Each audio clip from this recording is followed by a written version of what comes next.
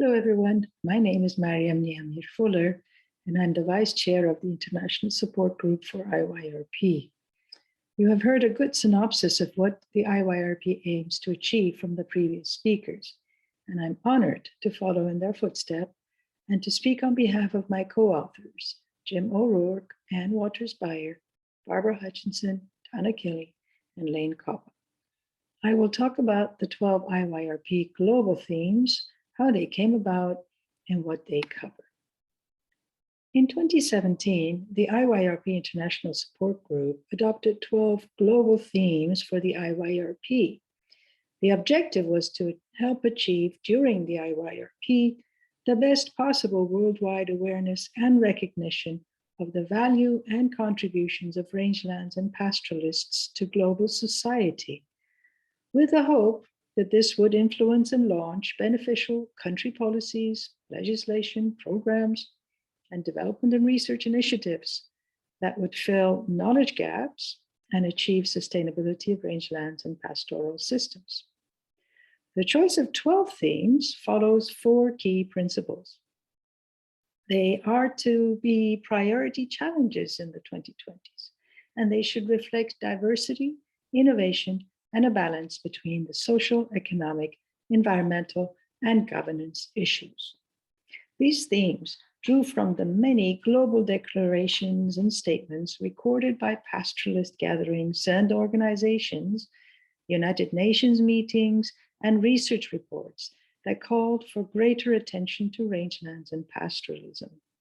We were inspired by the successful International Year of Soils, which had adopted one theme for each month of the year. So we mapped the 12 IYRP monthly themes as best as possible to official international days during that month. Given the diversity of rangeland and pastoral systems around the world, we recognize that each region or country would need to interpret the theme in its own way. In the virtual workshops starting tomorrow, we have an opportunity for the regional IYRP support groups to help you start this reflection. I will now describe these 12 themes as they were developed back in 2017, but also by adding examples drawn from the recent work of the regional IYRP support groups. Under the first theme, by way of introducing the year, we hope to move from persistent myths to reality. We need to turn the table on perceptions that pastoralism is an archaic form of production that needs to disappear, but instead show that it is a sustainable solution for the future.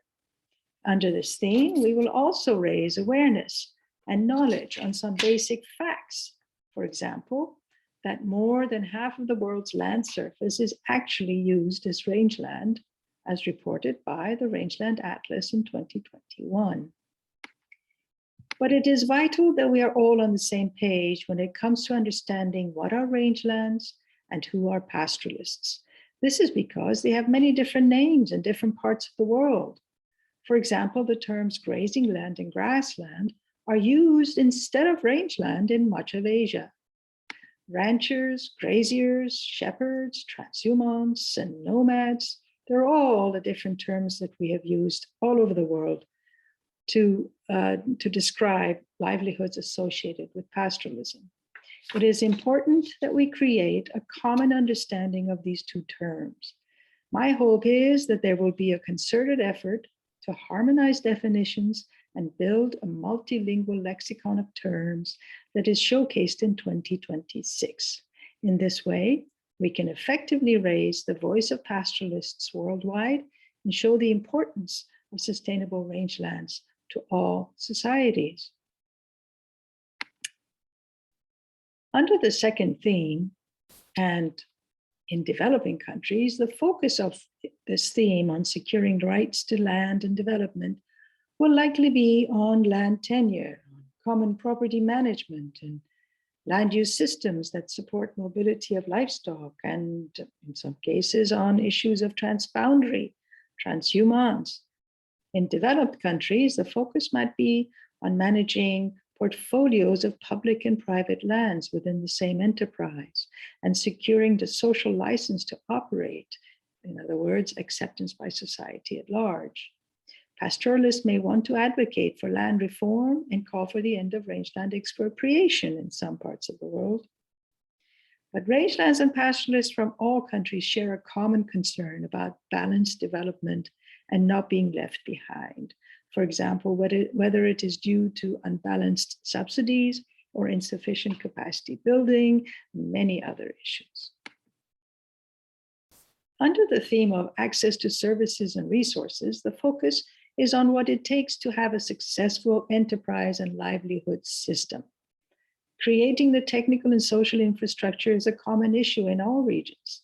The main topic might be mobile health and veterinary services in some countries, while in others it could be access to microcredit and capital, to communications and the internet, or to legal and political representation. Yet others might focus on reforming the education system to better support pastoralists. We are facing a global crisis that manifests itself differently among pastoralists in different regions. The focus of the theme of climate change and resilience could be on the need for better methodologies and metrics to calculate greenhouse gases from rangelands. It could be about turning variability into an asset for management of livestock and rangelands, where pastoralists could showcase the management strategies that build on traditional resilience and mitigate the effects of climate change, whether it is in tackling more droughts, or on the other hand, more floods, or more severe winters. Successful examples of rangeland restoration for carbon sequestration can be showcased. And another hot topic could be the impact of large-scale renewable energy schemes on rangelands and on pastoralists' rights and economies. Not everyone is convinced that sustainable pastoralism and wildlife are compatible, or that sustainably used rangelands benefit ecosystem services, but this theme can focus attention on these issues. Indigenous knowledge and intellectual property rights might be a focus in many countries. Some countries might wish to focus on co-management of conservation areas, while others might focus on sustainable extractive enterprises carried out at pastoralists, such as harvesting of gum arabic or wild rice. Mobility of livestock through transhumance as a determinant of landscape connectivity for biodiversity might be another topic. Wildlife tourism and conservancies on rangelands, control of alien invasive species, and genetic diversity of livestock. They're all among the diverse topics that could be covered under this theme. Under the theme of land, water, and soils, we hope to achieve a deeper understanding of the root causes of land and water degradation. Restoration and rehabilitation successes can be highlighted, as can pastoralists' role in achieving land degradation neutrality. In some parts of the world, water scarcity is already a crisis issue. Some pastoralists might focus on mining and dumping of waste on rangelands, or campaign to stop labeling rangelands as wastelands. Multiple uses of rangelands might be another focus of attention under this theme. Of all the themes, the one on sustainable consumption shows the largest difference across the world. In some parts of the world, the poor lack access to protein-rich foods, whereas in other parts of the world, there are concerns about rates of obesity going high. Both of these are signs of malnutrition. Even in the same countries, but in different societies, one finds both kinds. Public perception of animal protein has undergone a dramatic turn to the negative in many developed countries. On the other hand, nutritionists and several UN agencies have shown the value of animal-based protein for reducing malnutrition.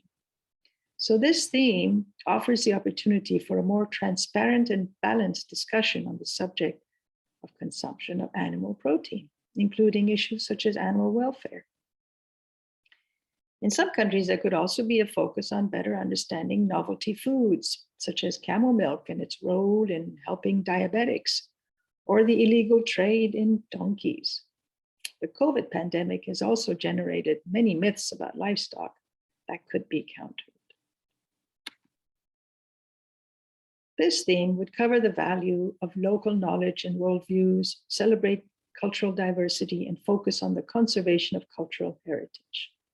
In some countries, it might prioritize the rights of indigenous peoples. Elsewhere, it might showcase the different pastoral languages, folklore, art, and music. Pastoral communities may wish to highlight how traditional knowledge is retained or adapted to new circumstances. Some countries might use existing festivals, such as the rodeos in the United States. Sustainable livestock production, the ninth theme, is about making pastoral operations more environmentally sound. Some countries might wish to focus on chemical-free innovations in production and processing of products. Integration of pastoral and farm production might be the focus of other countries. Challenges of maintaining mobility of livestock in a context of rapid land use change and fragmentation of rangelands might be a topic for some. But a common issue across the world will likely be how to break down the barriers for the marketing of nature-based pastoral products, including such tools as certification standards and labeling of geographical origin. Under the 10th theme, a better understanding of pastoral women's contributions to economies, environment, and culture would be showcased, especially important for raising pastoral women's voices and visions for pastoralism. The focus could be on empowerment of pastoral women in their local communities or in national politics. Other issues could be pastoral women-owned enterprises and better access to technical and financial resources leading to greater autonomy. In the 11th theme, the future of pastoralism will be the focus. Future of pastoralism rests on its youth, and this theme provides the framework for a discussion of their needs, perspectives, and empowerment. Vocational training for pastoral youth may be a topic in some countries, while others might go further and focus on professionalization of herders. Examples where youth are returning to their rangelands or entering pastoralism for the first time, as in Europe, might be highlighted in some countries, while others might want to show how the youth are merging traditions with new technologies. The final theme of IYRP would draw together all the previous ones into a futuristic outlook. Ask yourselves, where will pastoralism be 50 years from now? Under this theme, we would showcase the many innovative and sustainable solutions that exist today and make the point that pastoralism is not only here to stay, but able to adapt and progress. Some countries might showcase how pastoralists combine high tech with low tech, or how the internet has helped shape things that make pastoralists' lives easier, more profitable, and more sustainable. Some countries may wish to focus on innovative processing and marketing, or on risk management and insurance, while others might focus on how decentralized energy access through renewables can unleash more innovations. The bottom line is that the IYRP is important for raising awareness of the public, the scientist, and the policymaker, but it is important for pastoralists too. The IYRP will allow their voices to be heard on the global and national stage and get a better understanding of the global diversity of pastoral systems, innovations, and homegrown solutions from around the world. The IYRP hopes to raise awareness, but it also hopes to stimulate much better understanding and knowledge of rangelands and pastoralism worldwide. Already much has been achieved in the past 5 years or so, as the support to the IYRP from 300 plus organizations attest. Research and development work has also expanded. We hope that the few years remaining before 2026 will continue to set the stage for launching many more initiatives during and after 2026. The speakers that follow me today in this symposium will elaborate further on some of these themes and issues, and I hope we will have a very lively discussion. Thank you for supporting the IYRP.